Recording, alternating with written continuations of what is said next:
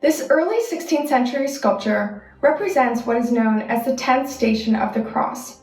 The stations of the cross refer to a devotional practice of following the scenes of Jesus' final hours on earth.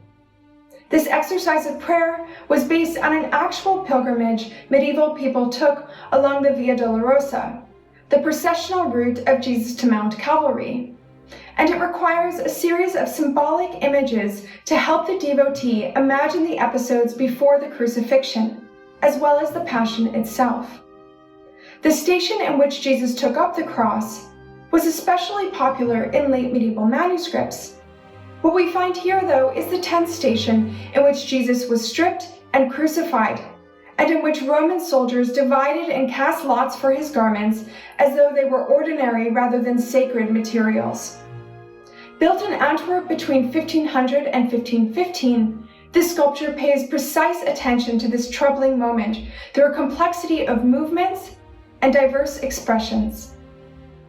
The story is recounted in all four Gospels. According to Matthew, for instance, the soldiers stripped Jesus before reclothing him with a scarlet cloak, an act of mockery, and next placed a crown of thorns on his head and a reed in his right hand. They disparaged him before taking off the cloak and dressing him in his own garments, then crucifying him and dividing his garments.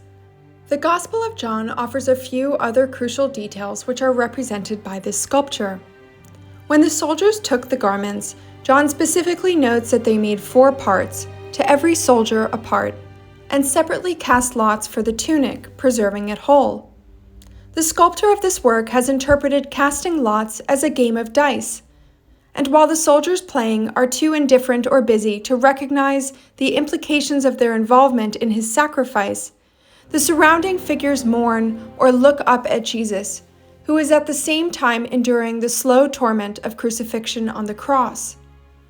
Jesus is thus absent from the scene, but the gestures and expressions of the characters remind us that the Passion takes place nearby. This scene highlights a Christian message that resonates in the stories of medieval saints and particularly the Passion narratives of early martyrs, which is that one must foster resilience and fortitude in the face of mockery, disparagement, and religious persecution.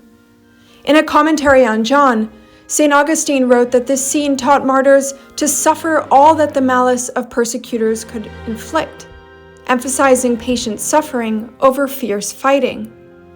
The significance of this scene to medieval spiritual experience emerges through the story of a woman named Marjorie Kemp in 15th century England. Marjorie was planning a pilgrimage to Jerusalem, Rome, and Santiago de Compostela when she received a vision of Christ instructing her to wear white clothing during her journey. Married with children, Marjorie worried that people would slander and mock her as a hypocrite for wearing a color that symbolized chastity and purity. But Christ assured her, "Daughter, the more mockery that you get for my love, the more you please me." His advice indicates divine permission for medieval laywomen to return to an earlier phase of their life, a state of purity that would require undermining the expectations of a secular marriage. It also recalls the image of him unmoved by his detractors during his final hours on earth, evoking the teaching he delivers to the apostles in the book of Matthew. "If someone shall not receive you nor hear your words, go forth out of that house or city, and shake off the dust from your feet." Christ indeed asks Marjorie to dismiss the slander and slurs of this world, to move forward in the tradition of Christ and saintly women such as Catherine of Alexandria and Margaret of Antioch, who remained resolutely faithful to God even when they were subjected to public ridicule and physical torture. In this sculpture, the figures are clustered in pairs and groups to create a distinction between their activities at the foot of the cross. The central scene of the soldiers examining the tunic of Christ and using it as a platform for their game of dice is sometimes represented in late medieval painting as taking place at the same time as the crucifixion, as in this late 14th century painting by Andrea Vanni. In the foreground, at the foot of the cross, the soldiers examine the tunic. They form a moral and aesthetic antithesis to a haloed Mary, who appears to faint and gazes up at the cross, referring to the passage in John that tells us the apostles fled the scene, but Mary stayed looking at the wounds of her son, for as she looked not on the death of the hostage, but on the salvation of the world. She is both humble as she lies upon the earth, and holy, faithfully following the words of Christ when he says at this moment, "Woman, behold thy son." The soldiers do not even look at the cross, so engrossed are they by the material worth of the cloth.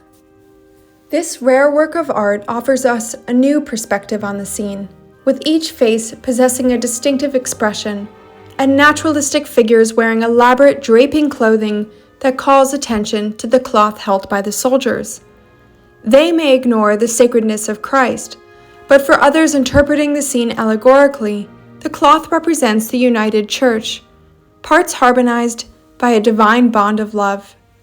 The interpretation of this special tunic by early medieval writers anticipates not only later sculptures like this one, but also a widespread devotion to contact relics, items that Christ once touched, notably the sudarium, or sweat cloth, of Saint Veronica, in the apocryphal legend in which she met him on the road to Calvary, and by wiping his face with her cloth, he imprinted his face onto it.